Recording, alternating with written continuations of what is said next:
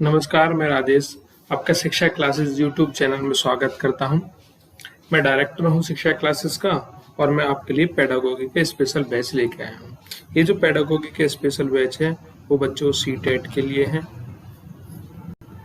UP TET के लिए है, सुपर टेट के लिए है, DSSB, KVS, NVS, Haryana TET के लिए है। तो मेरे कहने का मतलब है इसमें बच्चों ऑल पेडागोगी आपकी कवर होगी इस बैच के अंदर, ऑल सीडीपी कवर होगी, सारे क्वेश्चंस कवर होंगे। तो धीरे धीरे एक करके हम सेट लेंगे और आज का पहला सेट है। तो देखते हैं बच्चों आपका कैसी प्रैक्टिस है वो देखता हूं मैं आपको। देखो, डेवलपमेंट विकास किसी बच्चे में शुरुआत होता है। विकास की शुरुआत कैसी होती है?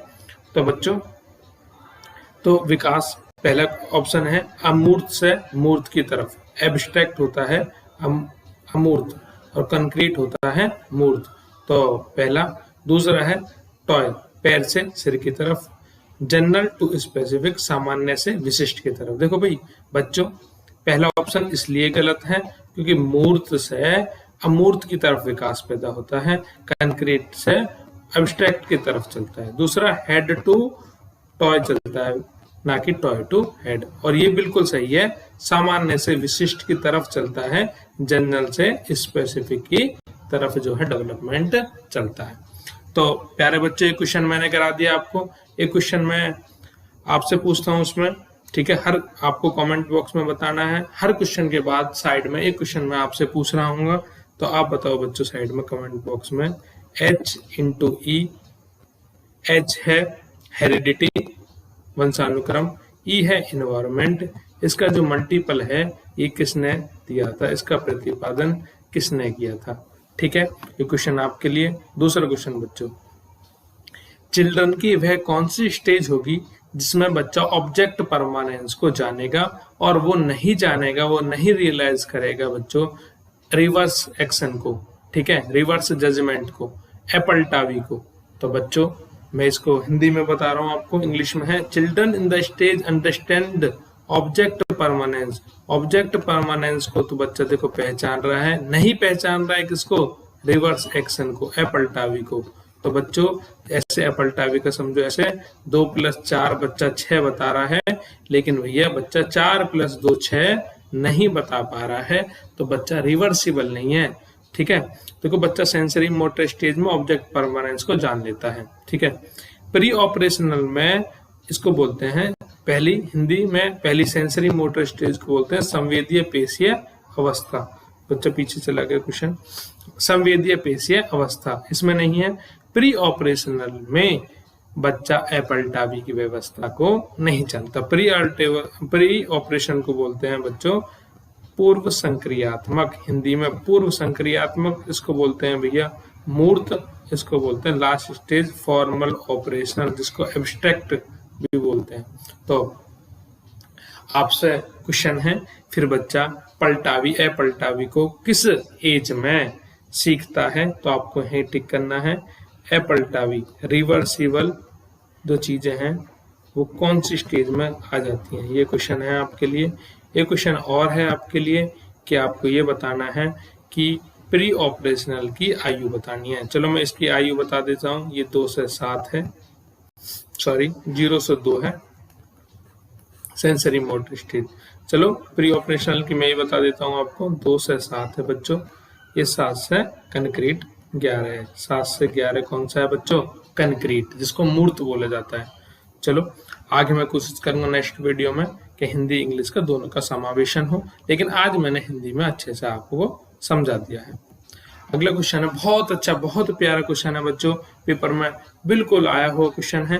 देखो एनईपी आई है, एनईपी न्यू एजुकेशन पॉलिसी आई है बच्चों, और एनईपी जो आई है वो 2020 में आई है। ठीक है, एनईपी 2020 में आई है और इसके अध्यक्ष आपसे मैं पूछूंगा बच्चों, कमेंट बॉक्स में इसके अध्यक्ष बताओ एनईपी 2020 के अध्यक्ष कौन हैं।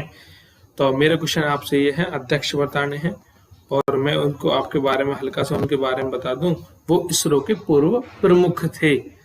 ठीक है, तो ये पूछ रहा है इस क्वेश्चन में, जो न्यू एजुकेशनल पॉलिसी 2020 में आई, ये तीसरी है नरेंद्र मोदी सरकार में। इससे पहले थोड़ा सा बच्चों एनईपी में के बारे में मैं हल्का सा बताऊं, इससे पहले 1968 में आई थी इंदिरा गांधी की सरकार में, फिर इन्हीं के पुत्र 1986 में आई है, और फिर अब आई है 2020 में। तो एक एग्जाम में क्वेश्चन ये भी आया कितने सालों के अंतर आई, तो आप बता देना 34 सालों के बाद आई। अध्यक्ष कौन है, इसके बारे में डिटेल में आपको बताऊंगा जब एनईपी पढ़ाऊंगा। देखो इसका उद्देश्य क्या है, एनईपी का मूल्यांकन क्या है, असेसमेंट होता है, मूल्यांकन करने का तरीका क्या है। तो रॉट मेमोराइजेशन पे करेंगे भाई, रटने पे नहीं, बिल्कुल देखते नहीं गलत कर देना है रॉट। तो रिप्रोडक्शन एंड रिकॉल दोबारा याद करना, ये भी मेजरमेंट का तरीका सही नहीं है। तीसरा है to support children in the process of learning, बिल्कुल ये हेल्पफुल है, फैसिलिटेट करेगा बच्चों को उनकी लर्निंग पावर को सपोर्ट करने में, उसे बढ़ाने में। चौथा ऑप्शन है इसमें लिख लेना बच्चों, नन ऑफ दीज, वो है नहीं। तो अगले क्वेश्चन की तरफ हम चलते हैं बच्चों, हम डीपली धीरे धीरे डिस्कस करेंगे सारी चीजें। देखो भाई, एक टीचर शुड हर student for making intuitive guesses to answer a question. देखो जो इग्नोर बिल्कुल नहीं करना किसी, देखो ऑप्शन से बता दो, इग्नोर किसी बच्चे को करना नहीं है, कभी नहीं करना। पनिश सीडीपी में बिल्कुल नहीं करना, और बच्चे को रेस्ट्रिक्ट रोकना तो बिल्कुल नहीं है। तीनों ही नेगेटिव शब्द हैं, दिखते नहीं काट देना जहां भी आए पेपर में। और एनकरेज करना है बच्चों को कि वो यदि गैस कर रहा है किसी चीज को तो उसकी आत्मा की आवाज है, और आत्मा की आवाज पे जो कर रहा होगा तो बच्चों को कुछ आंसर लगाने पे के लिए, बार बार उत्तर देने के लिए क्या करना चाहिए, एनकरेज करना चाहिए। तो एनकरेज आंसर बच्चों बिल्कुल सही है। इंट्यूटिव पावर बोला जाता है, गैस पावर बोला जाता है किसी भी आंसर देने को। तो टीचर को हमेशा एनकरेज करना चाहिए कि बच्चा कुछ तो बोले, कुछ तो बताए, चाहे गलत बताए सही बताए। एक बार गलत बताएगा, धीरे धीरे वो प्रयास करेगा, टीचर उसको करेक्ट करेगा। तो टीचर को एज ए फैसिलिटेटर रोल अपनाना है। क्या अपनाना भी है, फैसिलिटेटर।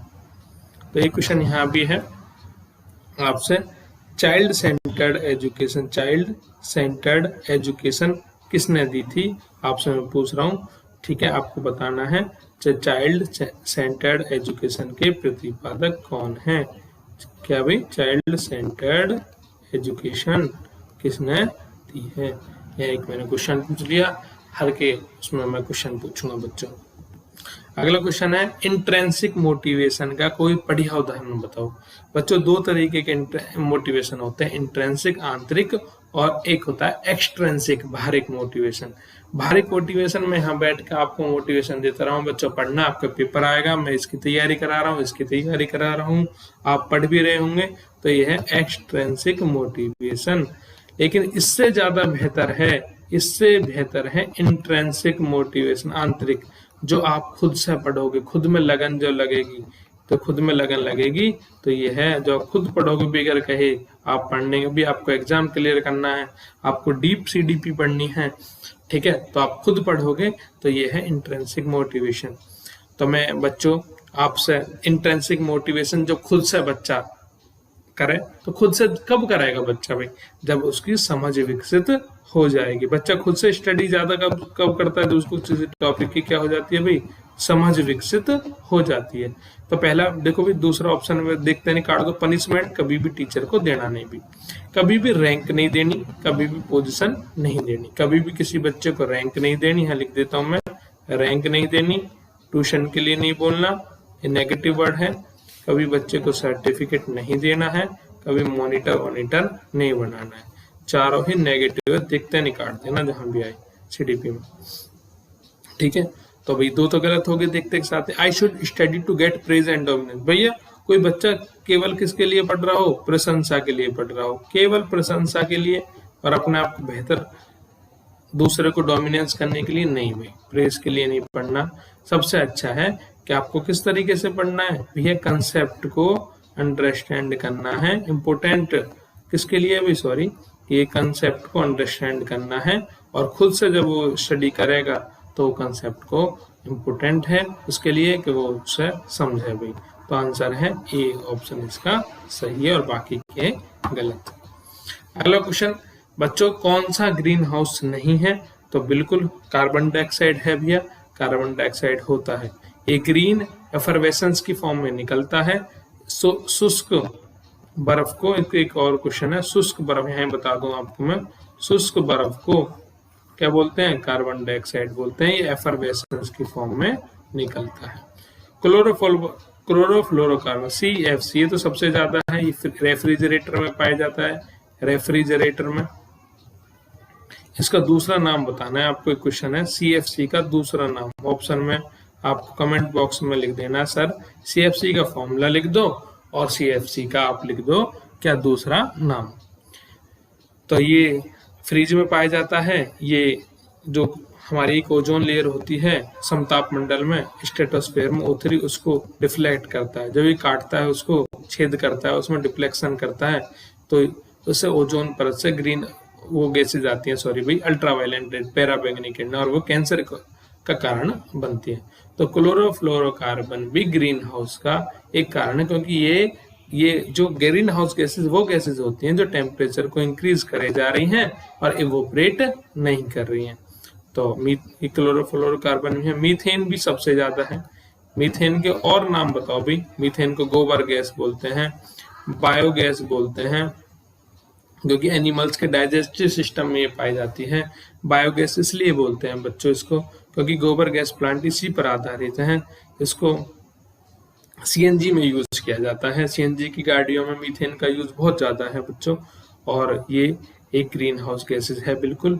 केवल और केवल हाइड्रोजन, लास्ट वाला ऑप्शन, ये जो हाइड्रोजन है ये ग्रीन हाउस गैस नहीं है।